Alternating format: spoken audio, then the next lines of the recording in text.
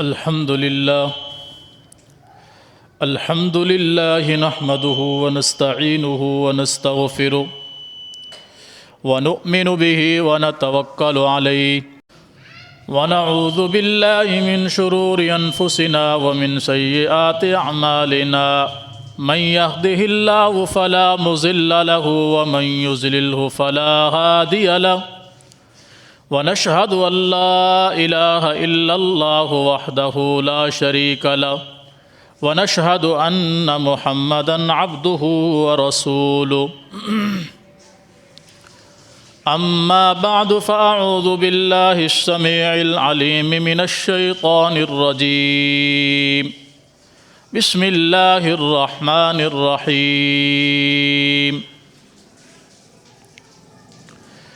إن المسلمين والمسلمات والمؤمنين والمؤمنات والقانتين والقانتات والصادقين والصادقات والصابرين والصابرات والخاشعين والخاشعات والمتصدقين والمتصدقات والصائمين والصائمات والحافظين فروجهم والحافظات والذاكرين الله كثيرا والذاكرات أعد الله لهم مغفرة وأجرا عظيما اللهم صل على محمد وعلى آل محمد كما صليت على إبراهيم وعلى آل إبراهيم إنك حميد مجيد اللهم بارك على محمد وعلى آل محمد كما باركت على إبراهيم وعلى آل إبراهيم إنك حميد مجيد رب اشرح لي صدري ويسر لي أمري واحلل عقدة من لساني يفقه قولي رب زدني علما اللهم انفعنا بما علمتنا وعلمنا ما ينفعنا وزدنا علما سبحانك لا علم لنا إلا ما علمتنا إنك أنت العليم الحكيم۔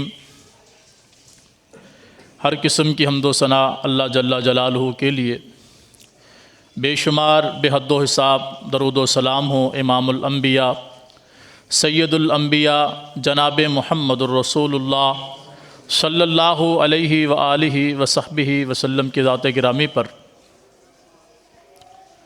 سورہ احزاب کی آیت نمبر 35 میں نے آپ کے سامنے تلاوت کی ہے۔ اللہ رب العالمین اس آیت کریمہ میں مومن مردوں کی اور مومنہ عورتوں کی صفات بیان فرما رہا ہے۔ نبی علیہ الصلاۃ والسلام کے پاس امہات المؤمنین میں سے کچھ امہات المؤمنین جمع ہوئیں اور عرض کرنے لگی، اللہ کے رسول صلی اللہ علیہ وسلم، اللہ رب العالمین جب کبھی ذکر فرماتا ہے، مومن مردوں کا ذکر فرماتا ہے،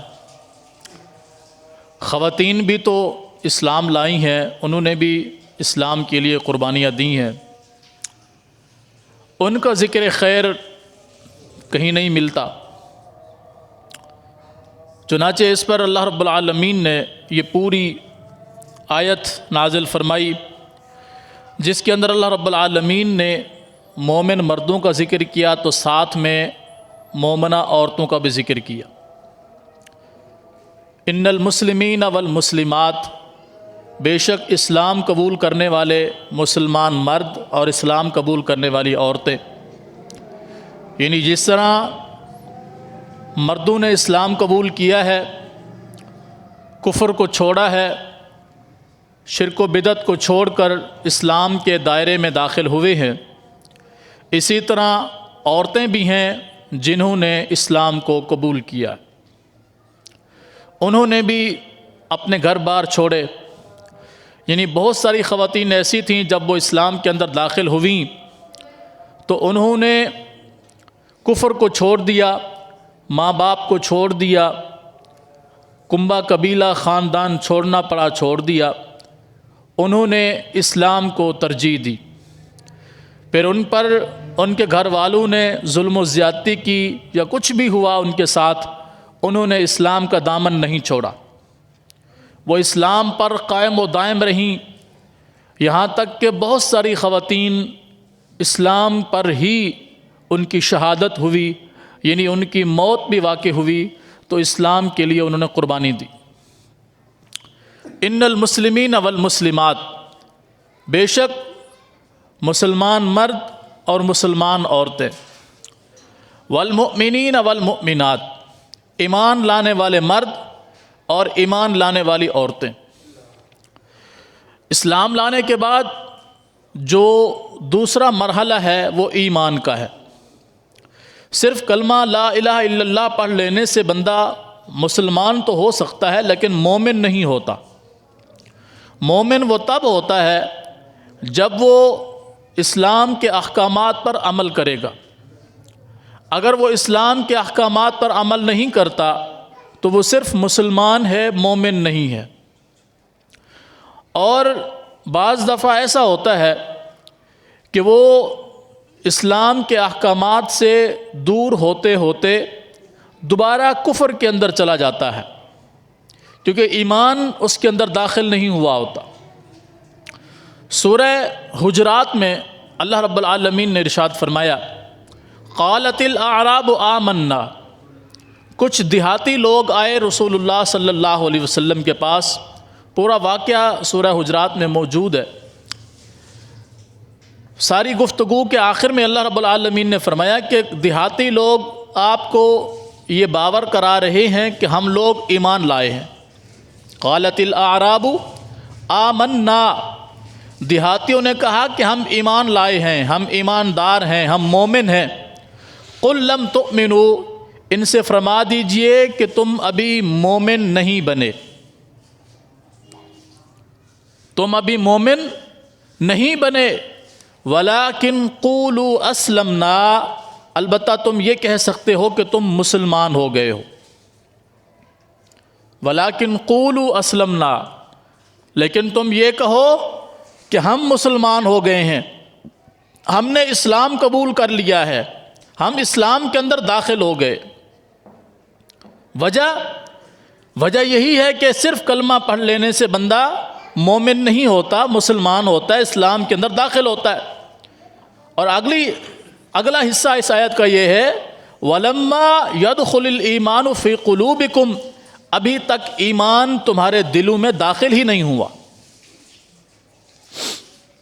یعنی تم نے صرف لا الہ الا اللہ پڑھا ہے، تم اسلام کے اندر داخل ہوئے ہو، اسلام کے احکامات کیا ہیں ان کا تمہیں علم ہی نہیں ہے۔ جب تم نے اسلام کے احکامات کے بارے میں کچھ سنا ہی نہیں ہے، تم نے کچھ سیکھا ہی نہیں ہے، تم نے ان میں سے کسی چیز پر عمل ہی نہیں کیا، تو تم مومن کیسے بن سکتے ہو؟ اس لیے تم یہ دعویٰ نہیں کرو، قل لم تؤمنوا، فرما دیجئے کہ تم مومن نہیں بنے ابھی، لہٰذا تم اپنے ایمان کا دعویٰ نہیں کرو، یہ کہو کہ اسلمنا، ہم اسلام لائے ہیں۔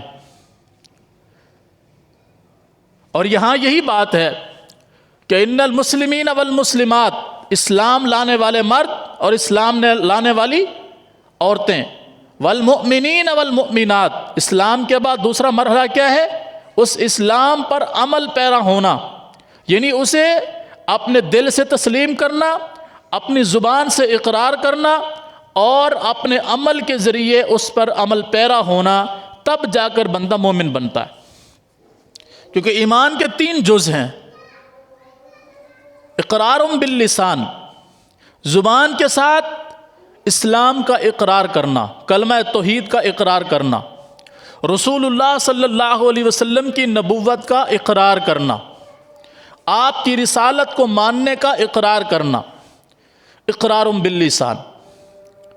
دل سے بندہ کہے کہ میں اللہ کو وحدہ لا شریک مانتا ہوں اور محمد الرسول اللہ صلی اللہ علیہ وسلم کو اس کا بندہ اور اس کا رسول مانتا ہوں، یہ زبان سے اس نے اقرار کرنا ہے۔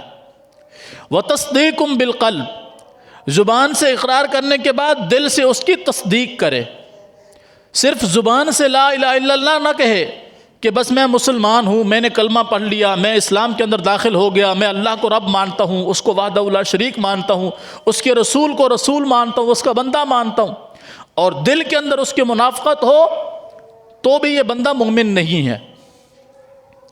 تصدیق بالقلب، ایمان کی گواہی اس کا دل دے رہا ہو، جو اس کی زبان پر ہے وہی اس کے دل کے اندر ہو، اس کا دل اس بات پر گواہی دے رہا ہو، شہادت دے رہا ہو کہ اللہ کے علاوہ کوئی معبود برحق نہیں ہے، وہی خالق ہے، وہی مالک ہے، وہی رازق ہے، وہی داتا ہے، وہی دستگیر ہے، وہی غوث اعظم ہے، وہی بگڑی بنانے والا ہے، وہی پریشانیوں سے نکالنے والا ہے، وہی مشکلات کو دور کرنے والا ہے، وہی بیماروں کو شفا دینے والا ہے، وہی تندرستوں کو بیمار کرنے والا ہے، وہی مالداروں کو غریب کرنے والا ہے، وہی غریبوں کو مالدار بنانے والا ہے۔ دل اس بات کی تصدیق کر رہا ہو، دل اس بات کی گواہی دے رہا ہو، انسان کے دل کے اندر ذرہ برابر بھی اللہ کے توحید کے اندر اور رسول اللہ صلی اللہ علیہ وسلم کی رسالت کے اندر شک نہ ہو، دل اس بات کی گواہی دے کہ جو کچھ میرے ساتھ ہو رہا ہے، میرے اعمال اس میں شامل ہیں، تبھی میرا رب مجھ سے ناراض ہے، مجھ پر ایسے حالات اس نے پیدا کر دیے ہیں۔ وہ اپنے معاملات کا ذمہ کسی دوسرے کو نہ ٹھہرائے، اپنے برائیوں اور اپنے گناہوں کا ذمہ اللہ پر نہ چھوڑے، وہ اپنی کسی تکلیف کا ذمہ اللہ کے ذمہ نہ لگائے، بلکہ خود کو اس کا قصوروار سمجھے۔ قرآن اس بات کی گواہی دیتا ہے کہ وَمَا أَصَابَكُم مِّن مُّصِيبَةٍ فَبِمَا كَسَبَتْ أَيْدِيكُمْ، تمہیں جو بھی تکلیف آتی ہے وہ تمہارے اپنے اعمالوں کی وجہ سے آتی ہے، تمہارے عمل، تمہارے کرتوت بعض دفعہ ایسے ہوتے ہیں کہ اللہ وہ مصیبت تم پر نازل فرما دیتا ہے۔ دل سے اس بات کی تصدیق کرے کہ میرا رب اکیلا اللہ ہے اور محمد الرسول اللہ صلی اللہ علیہ وسلم اس کے بندے اور اس کے رسول ہیں۔ وَعَمَلٌ بِالْجَوَارِحِ، اور ان دو یعنی اقرار باللسان اور تصدیق بالقلب، زبان کی تصدیق اور دل کی تصدیق کے بعد عمل کے ساتھ اس کو ثابت کرے۔ مشکل پیش آئے، پریشانی پیش آئے، اللہ کو چھوڑ کر وہ دائیں بائیں دروازے دیکھنے والا نہ ہو، اللہ کو چھوڑ کر وہ کسی اور سے اپنی امیدیں لگانے والا نہ ہو، اللہ کو چھوڑ کر وہ کسی اور سے یہ تمنائیں رکھنے والا نہ ہو کہ یہ بھی میری مشکلات میں کام آ سکتے ہیں۔ اگر اس انسان کے دل کے اندر یہ خیال بھی آتا ہے کہ اللہ کے علاوہ کوئی اور بھی ہے جو میری مشکلات دور کر سکتا ہے، اللہ کے علاوہ کوئی اور بھی ہے جو میری بگڑی بنا سکتا ہے، اللہ کے علاوہ کوئی اور بھی ہے جو بے اولادوں کو اولاد دے سکتا ہے، اللہ کے علاوہ کوئی اور بھی ہے جو مشکلات میں کام آ سکتا ہے، اللہ کے علاوہ کوئی اور بھی ہے جو رزق میں اضافہ کر سکتا ہے، اللہ کے علاوہ کوئی اور بھی ہے جو ہر انسان کی تمنا کو سن سکتا ہو، اس کی تمنا کو پورا کر سکتا ہو۔ اگر کسی انسان کے دل کے اندر یہ بیماری موجود ہے تو وہ سمجھ لے کہ قرآن کی آیت مجھ پر صادق ہو رہی ہے۔ وَمَا يُؤْمِنُ أَكْثَرُهُمْ بِاللَّهِ إِلَّا وَهُمْ مُشْرِكُونَ، فرمایا اکثریت لوگوں کی ایسی ہے جو ایمان لانے کے بعد بھی مشرک ہے، کیونکہ اس نے اللہ کو سمجھا ہی نہیں ہے، پھر اس نے اللہ کو سمجھا ہی نہیں ہے، اس کو جانا ہی نہیں ہے، اس کو پہچانا ہی نہیں ہے۔ وَمَا قَدَرُ اللَّهَ حَقَّ قَدْرِهِ، انہوں نے اللہ کی قدر ہی نہیں کی جیسے اس کی قدر کرنے کا حق تھا۔ اس کی قدر کیا تھی کہ رسول اللہ صلی اللہ علیہ وسلم نے فرمایا، لوگو جب تمہیں مدد کی ضرورت پیش آئے فَاسْتَعِن بِاللَّهِ، اللہ سے مدد مانگنا۔ اِذَا اسْتَعَنْتَ، جب بھی تم مدد مانگو فَاسْتَعِن بِاللَّهِ، اللہ سے مدد مانگنا۔ اور جب بھی تمہیں کوئی سوال کرنے کی ضرورت پیش آئے فَاسْأَلِ اللَّهِ، اللہ سے سوال کرنا۔ تم اپنی حاجت کو اللہ کے سامنے پیش کرنا، تم اپنی ضرورت کو اللہ کے سامنے پیش کرنا۔ اور جس بندے کا ایمان اللہ پر کامل ہو جائے، اللہ پر کامل ایمان ہو جائے اس کا، کہ پوری دنیا مل جائے مجھے نقصان پہنچانے کے لیے، اللہ نہ چاہے تو مجھے کوئی نقصان نہیں پہنچا سکتا، اور پوری دنیا مل کر مجھے کسی چیز کا نفع پہنچانا چاہے، میرے رب نے میرے نصیب میں وہ نفع نہیں لکھا، مجھے پوری دنیا مل کر بھی کوئی نفع نہیں پہنچا سکتی۔ جس بندے کا یہ ایمان اللہ پر کامل ہو جائے، اللہ کی قسم وہ دنیا میں اکیلا بھی کھڑا ہوگا، پوری دنیا اس کے اوپر تیر برسا رہی ہو، گولیاں برسا رہی ہو، بم گرا رہی ہو، اس کا بال بھی بینکا نہیں کر سکتے جس کے ساتھ اللہ کی مدد شامل حال ہو۔ ایسا ممکن ہی نہیں ہے کہ ایک بندہ اللہ پر کامل ایمان رکھتا ہو اور پھر اس کو تکلیف پہنچے۔ کیوں؟ اللہ قرآن کریم کے اندر فرماتے ہیں اِن یمسسک اللہ بضر فلا کاشف لہ الا ہو، اگر اللہ آپ کو کوئی تکلیف پہنچانا چاہے اس کو کوئی ہٹا نہیں سکتا۔ اِن یمسسک اللہ بضر، اگر اللہ آپ کو کوئی تکلیف پہنچانا چاہے، کوئی مصیبت آپ پر آئے، کوئی تکلیف اللہ کی طرف سے آپ پر آئے، فلا کاشف لہ، اس کو کوئی نہیں ہٹا سکتا، الا ہو، پھر بھی وہی ہٹائے گا۔ وہ اکیلا جس نے تکلیف پہنچائی ہٹائے گا بھی وہی، دور بھی وہی کرے گا، بیماری سے شفا بھی وہی عطا فرمائے گا، تنگ دستی سے خوشحالی بھی وہی لائے گا جس نے تنگ دستی دی ہے، جس نے مصیبت دی ہے وہ اس سے نکالے گا بھی وہی، کوئی اور اس کی طاقت نہیں رکھتا۔ اور فرمایا اگر اللہ آپ کو کوئی اچھائی پہنچانا چاہے، فلا مرد لہ، اس کو کوئی ٹال بھی نہیں سکتا کہ کوئی آ کر رکاوٹ پیدا کر دے کہ اس کو یہ بھلائی نہ پہنچے۔ ان تصبک حسنۃ، اللہ اگر آپ کو کوئی بھلائی پہنچانا چاہے، اللہ اس میں اضافہ کر سکتا ہے، کوئی اس بھلائی کے اندر کمی نہیں کر سکتا، رکاوٹ نہیں ڈال سکتا، آپ کو پریشان نہیں کر سکتا کہ یہ بھلائی اس بندے تک نہ پہنچے۔ جس بندے کا یہ ایمان ہو جائے، دلی طور پر وہ اس کی تصدیق کرنے والا ہو، عملی طور پر وہ اس پر چلنے والا ہو، یہ انسان دنیا میں ناکام نہیں ہو سکتا۔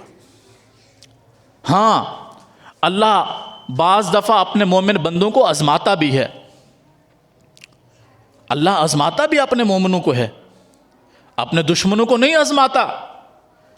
اللہ اپنے خیر خواہوں کو آزماتا ہے، اپنے مومن بندوں کو آزماتا ہے۔ آپ سب جانتے ہیں، میں جانتا ہوں، اللہ کے سب سے زیادہ برگزیدہ لوگ اللہ کے انبیاء ہیں کہ نہیں؟ پوری کائنات میں سب سے افضل اور اعلیٰ مخلوق انسان ہے، اور انسانوں میں سب سے افضل اور اعلیٰ مخلوق انبیاء کی جماعت ہے۔ اللہ نے انبیاء کو کتنا آزمایا، کتنا اللہ رب العالمین نے انبیاء کو جھنجھوڑا۔ قرآن کریم میں اللہ تعالیٰ فرماتا ہے ام حسبتم ان تدخلوا الجنہ، اے مومنو کیا تم یہ سمجھتے ہو کہ تم جنت میں ایسے ہی داخل ہو جاؤ گے؟ وَلَمَّا يَأْتِكُمْ مَثَلُ الَّذِينَ خَلَوْا مِن قَبْلِكُمْ، تم پر وہ مصیبتیں، وہ پریشانیاں، وہ آزمائشیں نہیں آئیں گی جو تم سے پہلے لوگوں پر آئی تھی۔ یعنی اللہ اپنے مومنوں کو آزماتا ہے، اپنے مومن بندوں کو مختلف بیماریوں سے، مختلف پریشانیوں سے گزار کر انہیں چیک کرتا ہے کہ ان کے ایمان کی جو ہے کیا کوالٹی ہے، کس قدر ان کا ایمان مضبوط ہے۔ جس بندے کا ایمان جتنا مضبوط ہوتا ہے اللہ اسے کامیابی بھی اتنی عطا فرماتا ہے۔ فرمایا ام حسبتم ان تدخلوا الجنہ، کیا تم سمجھتے ہو کہ تم جنت میں ایسے ہی چلے جاؤ گے؟ ولما یاتکم، جب تک تم پر وہ حالات نہ آ جائیں، مثل الذین خلوا من قبلکم، جو تم سے پہلے لوگوں پر آئے۔ کیا مصیبتیں آئیں؟ مستہم البأساء والضراء وزلزلوا، اللہ نے انہیں جنگوں کے اندر آزمایا، دشمنوں کے ساتھ ان کی جنگیں کروا کے انہیں آزمایا۔ اللہ نے انہیں ان کے گھروں کے اندر رہتے ہوئے مختلف بیماریوں سے بھی آزمایا۔ کبھی اللہ نے زمین کے اندر زلزلے پیدا کر کے انہیں آزمایا، کبھی ان کے مال مویشی اولاد سب کو چھین کر ان کو آزمایا۔ حتیٰ یقول الرسول والذین آمنوا معہ، حتیٰ کہ اللہ نے اتنا آزمایا کہ وہ وقت کا رسول جس رسول کی امت پر یا جس رسول پر اللہ نے مصیبتیں نازل فرمائیں آزمانے کے لیے، وہ رسول کہہ اٹھے متا نصر اللہ، اللہ تیری مدد کب آئے گی؟ اللہ نے اتنا اپنے مومن بندوں کو آزمایا ہے۔ آج ہماری حالت یہ ہے کہ ہم پر ذرا سی تکلیف آ جائے، مصیبت آ جائے، ہم اللہ کو چھوڑ کر در در کی خاک چھاننے والے ہوتے ہیں۔ کوئی کسی درخت کے سامنے جھک رہا ہوتا ہے، کوئی کسی پتھر کے سامنے جھک رہا ہوتا ہے، کوئی کسی ڈھیری کے سامنے جھک رہا ہوتا ہے، کوئی کسی قبر کے سامنے جھک رہا ہوتا ہے، کوئی کسی درگاہ پہ جھک رہا ہوتا ہے۔ کیوں؟ کیونکہ اللہ سے ہمارا تعلق ختم ہو چکا ہے۔ ذرا سی تکلیف کیا آتی ہے ہم اللہ کو بھول جاتے ہیں۔ حالانکہ مومن کی کیفیت یہ ہوتی ہے جب اللہ اسے آزماتا ہے تو اس کا تعلق اللہ سے زیادہ مضبوط ہو جاتا ہے، اللہ کے ساتھ اس کا تعلق مزید جڑ جاتا ہے، وہ اللہ سے کٹتا نہیں ہے، وہ اللہ کے ساتھ اپنا تعلق مزید مضبوط کر لیتا ہے۔ آپ نے کئی دفعہ مشاہدہ کیا ہوگا، اگر ہم اپنے بچے کو ڈانٹیں، بچہ باپ کے اور قریب ہوتا ہے یا دور بھاگ جاتا ہے؟ چھوٹا سا بچہ ہو اس کو ہم ڈانٹیں یا ماں بچے کو ڈانٹ رہی ہو تو بچہ ماں کے ساتھ چمٹنے کی کوشش کرتا ہے یا دور بھاگنے کی کوشش کرتا ہے؟ وہ اپنی ماں کے قریب ہوتا ہے، اور کوئی اور بندہ اگر اس بچے کو تکلیف پہنچائے تب بھی وہ اپنی ماں کی طرف بھاگتا ہے، اپنے باپ کی طرف بھاگتا ہے۔ اس کا کوئی بھائی کوئی بہن موجود ہو تو اس کی طرف بھاگے گا، اسے معلوم ہے کہ مجھے اس پریشانی سے اگر کوئی بچا سکتا ہے تو یہ میری والد ہے، میرا والد ہے، میری والدہ ہے، یا یہ میرے بہن بھائی ہیں۔ وہ اللہ اپنے قریبوں کی طرف بھاگتا ہے، اور انسان کا سب سے زیادہ قریبی کون ہے؟ اس کا اللہ۔ اس کے رب سے بڑھ کر اس کا کوئی خیر خواہ نہیں ہے۔ ایک مومن بندے کا خیر خواہ اس کے رب سے علاوہ کوئی اس کا خیر خواہ نہیں ہے۔ میں مطلبی ہو سکتا ہوں، آپ مطلبی ہو سکتے ہیں، ہم میں سے ہر بندے کو کسی نہ کسی سے کوئی مطلب، کوئی تمنا، کوئی لالچ ہو سکتی ہے۔ اللہ کو اپنے بندوں سے کوئی لالچ نہیں ہے، اللہ کو اپنے بندوں سے کوئی طمع نہیں ہے، کوئی تمنا نہیں ہے۔ وہ غنی ہے، وہ بے پرواہ ہے، وہ سب کچھ دیتا ہے، کچھ نہیں لیتا۔ ہم سب اس کے سامنے جھک جائیں، اس کی بندگی میں کوئی اضافہ نہیں ہو سکتا، ہم سب اس کے دشمن ہو جائیں، اس کی خدائی کے اندر کوئی نقصان نہیں ہو سکتا۔ وہ تو ایسا ہے، اس کو انسان چھوڑ کر جب غیروں کی طرف جاتا ہے تو اللہ کو بڑا غصہ آتا ہے۔ اس کی مثال میں کئی دفعہ دیتا ہوں کہ اگر ہمارا بچہ جو ہمارے گھر میں پیدا ہوا، ہمارے بستر پر پیدا ہوا، ہمارے نطفے سے پیدا ہوا، ہم اس کی ساری ضروریات پوری کر رہے ہیں، وہ ہمیں ہمارے سامنے کسی اور کو اپنا باپ کہے، ہماری غیرت گوارا کرتی ہے؟ ہمارا بچہ ہو، ہماری بچی ہو، ہم اس کی ساری ضروریات پوری کر رہے ہیں، وہ کسی اور کو اپنی ماں کہے، کسی اور کو اپنا باپ کہے، ہماری غیرت گوارا نہیں کرتی۔ اللہ کی غیرت کیسے گوارا کرتی ہے کہ رزق بھی وہی دیتا ہے، زندگی بھی وہی دیتا ہے، خوشی بھی وہی دیتا ہے، مال بھی وہی دیتا ہے، ہر قسم کی ضروریات بھی وہی پوری کرتا ہے۔ سجدہ کرنے کی باری آتی ہے تو ہم کسی اور کے سامنے جا کر جھکنا شروع ہو جائیں، مدد مانگنے کی باری آئے مصیبت کے اندر ہم کسی اور کے سامنے جا کر جھکنا شروع ہو جائیں، عبادت کی باری آئے ہم کسی اور کے سامنے کرنا شروع کر دیں، نظر و نیاز کی باری آئے ہم اسے چھوڑ کر کسی اور کے دروازے پر جا کر نظر و نیاز دینا شروع کر دیں، مال خرچ کرنے کی باری آئے اللہ کے راستے کو چھوڑ کر کسی اور کے راستے پہ خرچ کرنا شروع کر دیں۔ اس کی غیرت کیسے گوارا کرتی ہے؟ اس لیے اللہ رب العالمین نے قرآن کریم کے اندر بڑے سخت الفاظ بیان فرمائے کہ اللہ رب العالمین نے ایسے انسان کو نجس کہا ہے، نجس، پلید، ناپاک۔ انما المشرکون نجس، مشرک ناپاک ہے، نجس ہے، پلید ہے۔ کیوں کہا؟ اتنی غیرت اللہ رب العالمین نے اس معاملے میں دکھائی ہے کہ جسے سب کچھ میں دوں وہ مجھے چھوڑ کر میرے مقابلے میں جب کوئی کھڑا کرتا ہے، میری نظر میں یہ جانوروں سے غلیظ، جانوروں سے بھی زیادہ غلیظ ہے۔ کتا نجس ہے کہ نہیں؟ گیلا اگر ہمارے کپڑوں کو چھو جائے تو کپڑے ناپاک ہو جاتے ہیں، کسی برتن میں منہ مار دے تو 7 دفعہ اس برتن کو دھونے کا حکم ہے۔ اللہ نے اس سے بھی زیادہ نجس کہا اس انسان کو جو اللہ کو چھوڑ کر کسی اور کے سامنے اپنے آپ کو جھکا لے۔ اس لیے کہ ایمان کا تقاضا یہی ہے کہ جب اللہ کی ذات پر ایمان لائے ہیں، دل سے بھی اس کا اس کی تصدیق کی ہے، زبان سے بھی اس کا اقرار کیا ہے، تو اب عملی طور پر بھی اللہ کے سامنے ہم جھکنے والے ہو، تب ہمارے دل کے اندر ایمان آئے گا، ورنہ ہم ایمان سے خالی ہیں۔ ایمان کے بعد اللہ رب العالمین نے فرمایا والقانتین والقانتات، صرف زبان سے اقرار، دل سے تصدیق، یہ صرف ایمان نہیں ہے، ایمانیات میں سے ہے۔ اس کے بعد کیا ہے؟ عملی طور پر اس پر عمل پیرا ہونا، وہ کیا ہے؟ والقانتین والقانتات، فرما برداری کرنے والے مرد، فرما برداری کرنے والی عورتیں، اللہ کے سامنے سر بسجود ہونے والے مرد ہیں، اور عورتیں بھی اللہ کے سامنے سر بسجود ہونے والی ہیں۔ جس چیز سے اللہ منع کر دے، اس کا رسول منع کر دے، وہاں سے رک جاتے ہیں مرد بھی اور رک جاتی ہیں عورتیں بھی۔ اگر کوئی بندہ ایمان لانے کے بعد اپنی منمانی کرنا شروع کر دے، اسے مومن نہیں کہتے۔ اگر کوئی عورت اسلام لانے کے بعد، ایمان لانے کے بعد اپنی منمانی کے مطابق زندگی گزارنا شروع کر دے، اسے مومنہ نہیں کہتے۔ وہ تبھی مومن کہلا سکتا ہے مرد، اور وہ عورت تبھی مومنہ کہلا سکتی ہے جب وہ اللہ اور اس کے رسول کے احکامات کے مطابق زندگی گزارے۔ والقانتین والقانتات، فرما برداری کرنے والے مرد، فرما برداری کرنے والی عورتیں، والصادقین والصادقات، سچ بولنے والے مرد، سچ بولنے والی عورتیں، جھوٹ سے کام نہ لیں، دھوکہ اور فراڈ کرنے والے نہ ہوں، وہ کاروبار کا معاملہ ہو، وہ دین کا معاملہ ہو، وہ دنیاوی معاملہ ہو، کسی بھی معاملے کے اندر کوئی بات چیت سامنے آ جائے تو ہمیشہ سچائی کا ساتھ دینے والے ہوں، وہ عورت ہو یا مرد ہو۔ یہ مومن کی صفتیں ہیں کہ وہ جھوٹ سے کام نہ لے، وہ دھوکہ دہی سے کام نہ لے، وہ باتوں کو گھما کر لوگوں کے سامنے پیش نہ کرے، بلکہ سچ کا ساتھ دے اور سچائی پر زندگی گزارنے والا ہو۔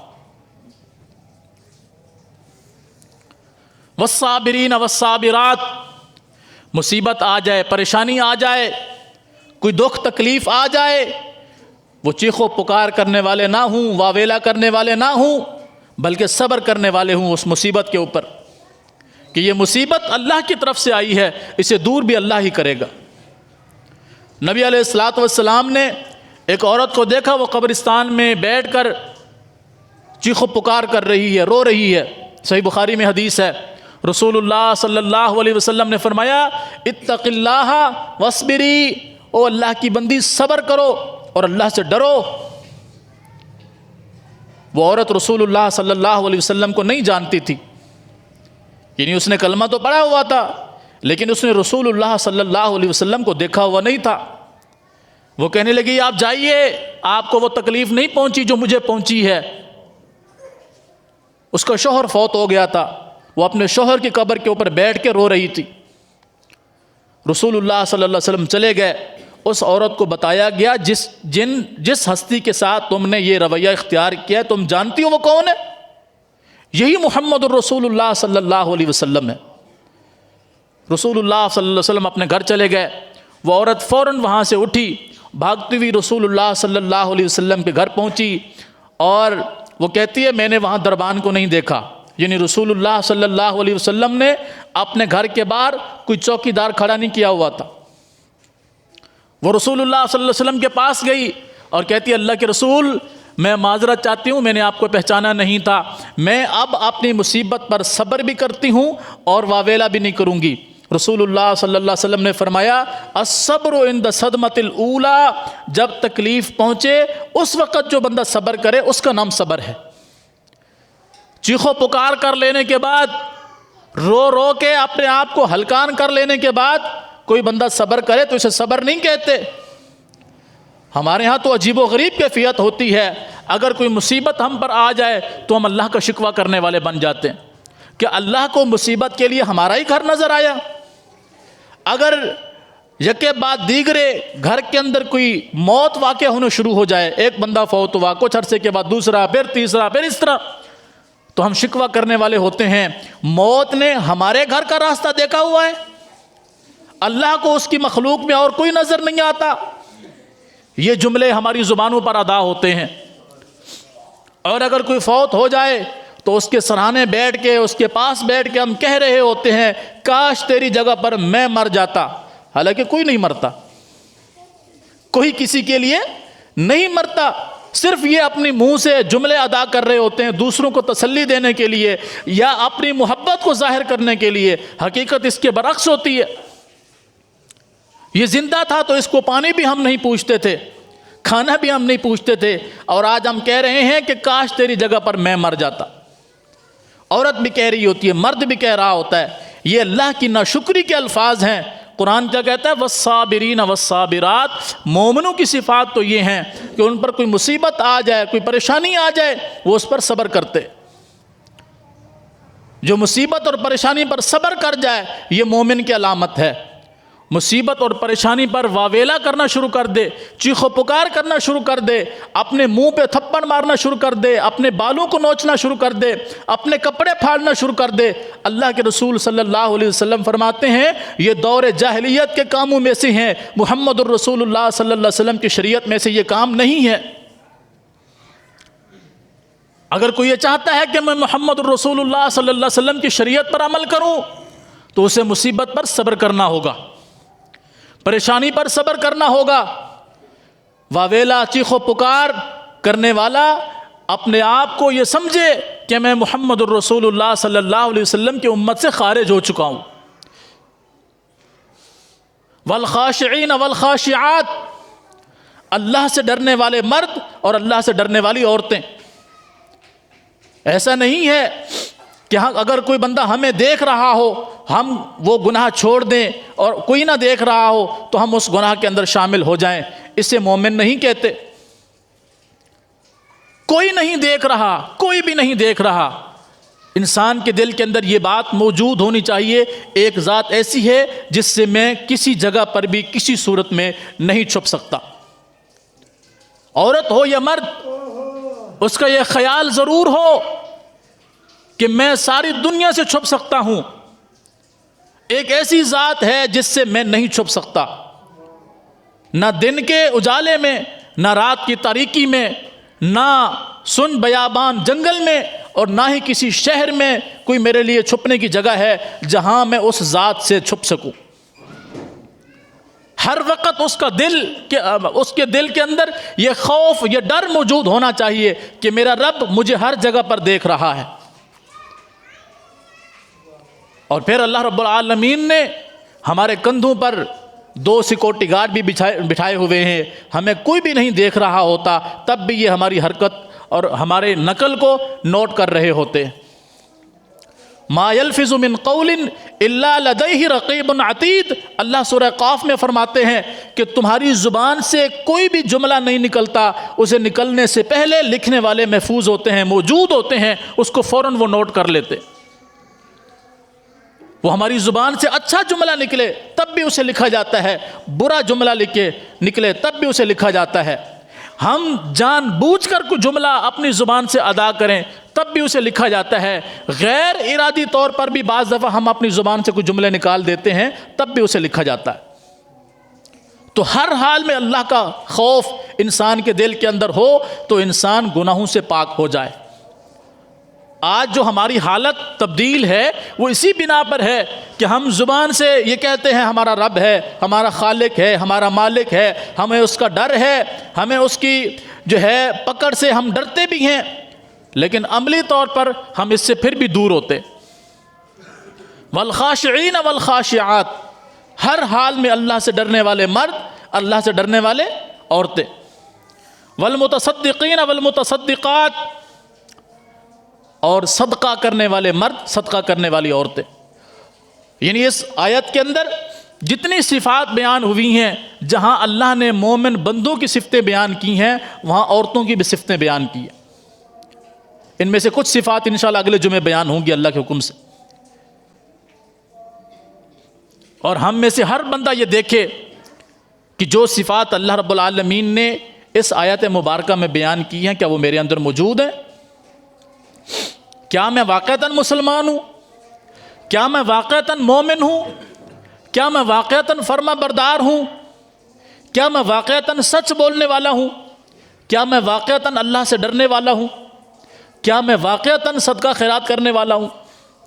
ہم میں سے ہر بندے کو اپنے اندر ان صفات کو دیکھنا چاہیے کہ ہمارے اندر یہ حقیقتاً صفات موجود ہیں کہ نہیں۔ اگر تو ہمارے اندر یہ صفات موجود ہیں تو اللہ کا لاکھ لاکھ شکر ہے، اللہ ہمیں ان صفات پر ثابت قدم رکھے۔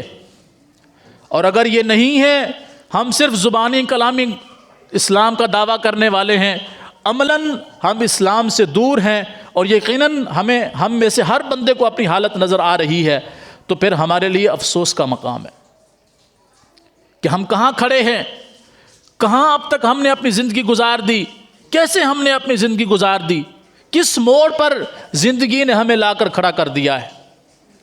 اللہ رب العالمین سے دعا ہے اللہ تعالی ہمیں حقیقی معنوں میں اسلام پر عمل کرنے والا بنائے، اور ہماری زندگی کو اسلام کے مطابق بنا دے، ایسا بنا دے کہ ہم اس کو پسند آ جائیں۔ اللہ ہمیں اپنی نافرمانی سے محفوظ رکھے، اپنی فرما برداری کے اندر ہم سب کو لگا دے، ہمیں فرما بردار بنا دے، ہمارے چھوٹے بڑوں کو اللہ رب العالمین فرما بردار بنا دے، ہمارے صغیرہ کبیرہ گناہوں کو معاف فرمائے، ہمیں ہر قسم کے فتنے فساد اور شر سے محفوظ رکھے۔ اقول قولی ھذا واستغفر اللہ لی ولکم ولسائر المسلمین۔